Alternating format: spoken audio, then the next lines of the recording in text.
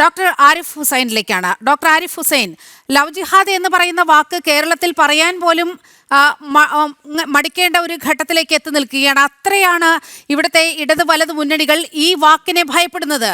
ഇത് വെറും പ്രണയമാണെന്നൊക്കെയാണ് വരുത്തി തീർക്കാനുള്ള ബോധപൂർവമായ ശ്രമം നടക്കുന്നത്. ഇതിൻ്റെ പിന്നിലുള്ള റാക്കറ്റുകളെ കുറിച്ച് പറയുമ്പോൾ ചില കേന്ദ്രങ്ങൾക്ക്, ചില വോട്ട് ബാങ്ക് ലക്ഷ്യം വെച്ച് നീങ്ങുന്ന കേന്ദ്രങ്ങൾക്ക് വല്ലാതെ പൊള്ളുകയാണ്. ഇത് കേരളത്തെ വല്ലാത്തൊരു അപകടസ്ഥിതിയിലേക്കല്ലേ കൊണ്ടെത്തിക്കുന്നത്? അപകടസ്ഥിതിയിലേക്കാണ് കൊണ്ടെത്തിക്കുക എന്ന് പറഞ്ഞു കഴിഞ്ഞാൽ അത് കേരളത്തെ മാത്രമല്ല മൊത്തം ജനതയെ ബാധിക്കുന്ന വിഷയമാണ്. അത് ഇന്ത്യ മൊത്തം ബാധിക്കുന്ന ഒരു വിഷയം തന്നെയാണിത്. ഒന്നത്. രണ്ടാമത്തത്, മതം മാറുക, മതം നോക്കാതെ കല്യാണം കഴിക്കുക, കാസ്റ്റ് നോക്കാതെ കല്യാണം കഴിക്കുക എന്ന് പറയുന്നത് സമൂഹത്തിൽ പ്രോത്സാഹിപ്പിക്കപ്പെടേണ്ട കാര്യമാണ്. അതിലൊരു തർക്കമില്ല. എന്ന് വെച്ചാൽ നിങ്ങൾ ഒരു മതത്തിൽപ്പെട്ട ആളെ മാത്രം കല്യാണം കഴിക്കുക എന്ന് പറയുക, അല്ലെങ്കിൽ അങ്ങനെ മാത്രമേ പ്രണയിക്കാൻ പാടുള്ളൂ എന്ന് പറയുന്നതിനോട് നമുക്ക് യോജിപ്പില്ല. പക്ഷെ ഇവിടെ എന്താ സംഭവിക്കുന്നത്? ഒരു കൂട്ടം ആളുകൾ ഈ ഒരു സാധ്യതയെ മുതലെടുത്തുകൊണ്ട് അവരുടെ മതം വളർത്താൻ വേണ്ടിയിട്ട് ഉപയോഗിക്കുകയാണ്. അങ്ങനെ ഉപയോഗിച്ച് കഴിയുമ്പോൾ ജെനുവിനായിട്ട് ആരെങ്കിലും ഒരു പ്രണയം തോന്നി, ഇപ്പോൾ ഷാറൂഖ് ഖാനും ഗൗരി ഖാനും ഒക്കെ ഇന്നാണ് കല്യാണം കഴിക്കണമെന്നുണ്ടെങ്കിൽ സത്യം പറഞ്ഞാൽ എന്തായിരിക്കും അവസ്ഥ എന്നൊന്ന് ആലോചിച്ചാൽ മതി. കാരണം അത് ലവ് ജിഹാദ് എന്നേ അതിനെ വിളിക്കാൻ പറ്റുള്ളൂ ആളുകൾക്ക്. അങ്ങനെയാണ് അതിനെ ബാഡ് ചെയ്യപ്പെടുന്നത് ഇന്ന്. അതായത് ജെനുവിൻ ആയിട്ടുള്ള ഒരു പ്രണയം, അത് മതം അവിടെ വരുന്നു, അതിനകത്ത് ആണ് മുസ്ലിമും പെണ്ണ് അമുസ്ലിമും ആവുന്ന ഒരു അവസ്ഥ വന്നു കഴിഞ്ഞാൽ അതിന്ന് ലവ് ജിഹാദ് ആണ് എന്ന രീതിയിലേക്ക് അതിനെ ബാഡ് ചെയ്യുന്ന ഒരു അവസ്ഥ ഉണ്ടായിട്ടുണ്ടെങ്കിൽ അതിനാരാണ് ഉത്തരവാദി എന്നാണ് ഞാൻ ചോദിക്കുന്നത്. അതിന് ഉത്തരവാദികൾ രണ്ടു കൂട്ടം ആളുകളാണ്. ഒന്ന്, ഇത് ബോധപൂർവം ഇതൊരു വഴിയായിട്ട് കൊണ്ടു നടന്നുകൊണ്ട് ചെയ്യുന്ന ഇസ്ലാമിന്റെ ആളുകൾ. അങ്ങനെ പറയുമ്പോൾ ആളുകൾക്ക് തെറ്റിദ്ധാരണ ഉണ്ടാവും, ഇസ്ലാമിൽ അങ്ങനെയൊന്നുമില്ല എന്നുള്ളത്. അത് നിങ്ങൾക്ക് ഇസ്ലാമിനെ കുറിച്ച് അറിയാത്തതുകൊണ്ടാണ്. ഇസ്ലാമിൽ ഒരു പ്രധാനപ്പെട്ട വഴിയാണ് ദഅവത്ത് എന്ന് പറയുന്നത്. എന്ന് വെച്ചാൽ ഇസ്ലാമിന്റെ ആശയങ്ങൾ പറയുക. അത് പറഞ്ഞുകൊണ്ട് നിങ്ങളൊരു അവിശ്വാസിയായ ആള് ഇതുപോലെ മതത്തിലേക്ക് കൊണ്ടുവരിക എന്ന് പറയുന്നത് അത് മതത്തിന്റെ ഒരു പ്രധാനപ്പെട്ട ഒരു വശം തന്നെയാണ്. അത് ആരാണ് ചെയ്യുന്നത്? അങ്ങനെ ഒരു ഉദ്ദേശത്തിൽ ആരാണ് നടക്കുന്നത്? അത് ഈ മതത്തിന്റെ വക്താക്കൾ, ഈ ഇസ്ലാമിസ്റ്റുകൾ എന്നൊക്കെ വിളിക്കുന്ന, അല്ലെങ്കിൽ ജിഹാദികൾ എന്നൊക്കെ നമുക്ക് വിളിക്കാൻ പറ്റുന്ന ആളുകളാണ് അത് ചെയ്യുന്നത്. ഇത് മതത്തിലെ ആളെ കൂട്ടാൻ വേണ്ടിയിട്ട് ചെയ്യുന്ന ഒരു പണിയാണ്. ഞാനിവിടെ മറ്റു മതങ്ങളെ ഒന്നും പറയുന്നില്ല, എക്സെപ്റ്റ് രണ്ട് മതങ്ങൾ, അത് ഹിന്ദു മതവും ഇസ്ലാം മതവും മാത്രമാണ് എടുക്കുക. അവിടെ ഇസ്ലാം എന്ന് പറയുമ്പോൾ ഞാനൊരു ഇസ്ലാം എന്നുള്ള ഒരൊറ്റ മതത്തെ മാത്രമല്ല, ആ സ്വഭാവമുള്ള എല്ലാ മതങ്ങളെയും ആ ഒരു ഗണത്തിൽ നമുക്ക് പെടുത്താം. എന്ന് വെച്ചാൽ ഈ സെമിറ്റിക് മതങ്ങളെന്നും നമ്മൾ വിളിക്കാറുള്ള ക്രിസ്ത്യാനിറ്റി ഉൾപ്പെടെയുള്ള മതങ്ങളെ ആ ഗണത്തിലേക്ക് ഉൾപ്പെടുത്തുക. കാരണം ഒരു മതം വളർത്തുക എന്ന് പറയുന്ന ഒരു ലക്ഷ്യം വെച്ചുകൊണ്ട്, ആ ആശയത്തിലേക്ക് ആളെ ചേർക്കുക എന്ന് പറയുന്ന ഉദ്ദേശം വെച്ചുകൊണ്ട് ആളെ കൂട്ടാൻ വേണ്ടിയിട്ട് നടത്തുന്ന ഒരു രീതി, അത് സെമിറ്റിക് മതങ്ങളുടെ രീതിയാണ്. നിങ്ങൾ ആ ഒരു രീതിയെ കണ്ടെത്തിയിട്ട്, തൊട്ട് മുന്നേ സംസാരിച്ച ആളൊക്കെ പറയുന്നത് പോലെ, നിങ്ങൾക്ക് ഒരിക്കലും ഒരു ഹിന്ദു മദ്രസ നടത്താൻ കഴിയില്ല എന്നേ ഞാൻ പറയുള്ളൂ. കാരണം എന്താണ്? ഇവിടെ ഒരു ഹിന്ദു ആയിട്ട് ജീവിക്കണമെന്നുണ്ടെങ്കിൽ നിങ്ങൾക്ക് ഹിന്ദു കിതാബുകളിൽ ഏതെങ്കിലും എഴുതി വെച്ച സാധനങ്ങൾ വായിച്ച് മനസ്സിലാക്കിയിട്ടാണ് അത് ജീവിക്കാൻ പറ്റുള്ളൂ എന്നൊരു മാനദണ്ഡം നിങ്ങൾക്ക് വെക്കാൻ കഴിയില്ല. ഇനി അങ്ങനെ വെച്ചാൽ അത് ഏത് കിതാബ്?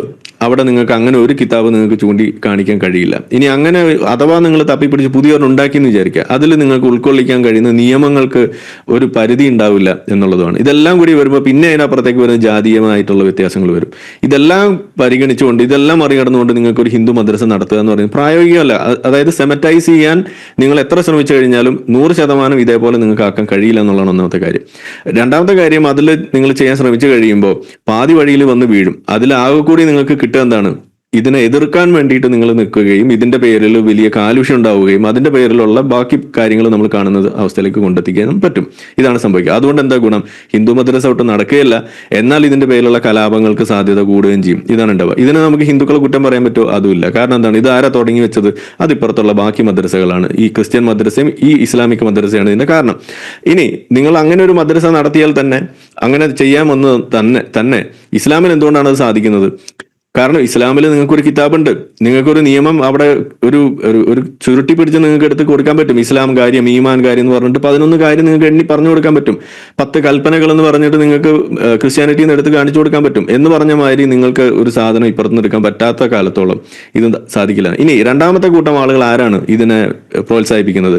അത് ഇതിൽ ദൂഷ്യവശങ്ങൾ പുറത്ത് ചർച്ചയാക്കാൻ വിമുഖത കാണിക്കുന്ന ആളുകൾ, ചർച്ചയാക്കുന്ന ആളുകളെ നിശബ്ദരാക്കാൻ നോക്കുന്ന ആളുകൾ, ഇത് കണ്ടിട്ടും മൗനം നടിച്ച്, ഇത് കണ്ടില്ല എന്ന് നടിച്ച് മുന്നോട്ട് പോകുന്ന ആളുകൾ, ഇവരാണ് ഇത് വഷളാക്കുന്നത്. ഇനി ഇതിന്റെ ഇരകൾ ആരാണ്? ഇതിന്റെ ഇരകൾ എന്ന് പറയുന്നത്, ആദ്യത്തെ ഇരകൾ സാധാരണ മുസ്ലിങ്ങളാണ്. സാധാരണ മുസ്ലിങ്ങളാണ് ഇതിൽ ഏറ്റവും കൂടുതൽ പഴി കേൾക്കേണ്ടി വരിക. ഇപ്പൊ ഞാനിപ്പോ വലിയ എക്സ് മുസ്ലിം എന്നൊക്കെ പറഞ്ഞ് നടക്കും.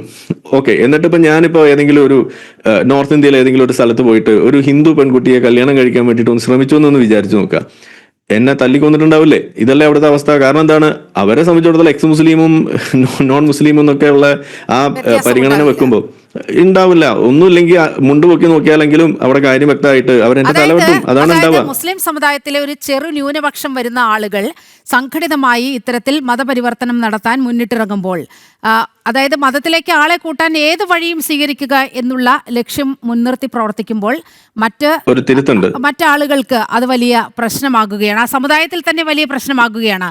അതാണ് ഡോക്ടർ ആരിഫ് ഹുസൈൻ ചൂണ്ടിക്കാണിച്ചത്. അങ്ങ് തിരുത്തിന്റെ കാര്യം പറഞ്ഞോളൂ. അതായത് ആ തിരുത്തെന്ന് പറയുമ്പോൾ നമ്മൾ ഈ വാക്ക് ഉപയോഗിക്കുമ്പോഴാണ് ഇത് ആളുകൾക്ക് മനസ്സിലാകാത്തത്. ലവ് ജിഹാദ് എന്ന് വിളിക്കുമ്പോൾ ഞാൻ എപ്പോഴും പറയാറുണ്ട്, സത്യത്തിൽ ഈ ലവ് ജിഹാദിന്റെ ഒരു ഒന്നാന്തരം ഉദാഹരണം നമ്മുടെ നാട്ടിലുണ്ട്. അത് കമലാ സുരയ്യയാണ്, അല്ലെങ്കിൽ നമ്മുടെ മാധവിക്കുട്ടിയാണ്. അത് തന്നെ പറഞ്ഞാലും ആളുകൾക്ക് മനസ്സിലാവാത്തതുകൊണ്ട് ഞാൻ എപ്പോഴും ഉപയോഗിക്കുന്നത് കൺവേർഷൻ ജിഹാദ് എന്നുള്ള വാക്ക്. പച്ചയ്ക്ക് നിങ്ങൾ ഉപയോഗിച്ച് നോക്കി, ഇത് ആളുകൾ ചർച്ചയാക്കും. കൺവേർഷൻ ജിഹാദ് ഇസ്ലാമിലുള്ള സാധനമാണ്. അത് ആര് വന്ന് ചലഞ്ച് ചെയ്താലും തെളിയിച്ച് നമുക്ക് കൊടുക്കാൻ സാധിക്കുകയും ചെയ്യും.